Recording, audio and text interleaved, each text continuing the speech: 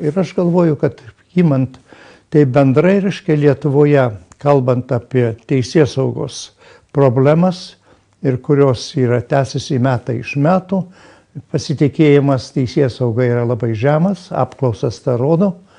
Ir tai yra apgailėtinas dalykas, kadangi kaip ten bebūtų, yra, sakant,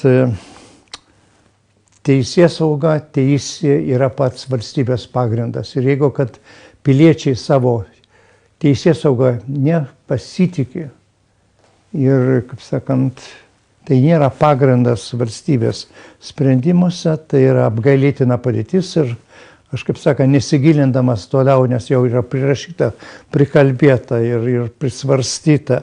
Vieni dingsta iš valstybės, kiti slapstosi pasaulyje, reiškia, lyg tai, kaip sakant, tikrai būtų nematomi, lyg tai nebūtų galima jų būtų surasti. Aš esu tikras, kad tikriausiai yra, kaip sakant, ir žmonių, ir įstaigų, kurie puikiai žino, kur kas randasi ir reikalui esant, jie, reiškia, būtų surasti. Jūs čia apie ponę Venckienę dabar kalbate? Nu taip, reiškia, čia gaila.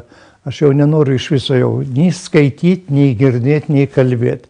Reiškia, mano supratimu, reiškia, su teisėsauga Lietuvoje yra blogai.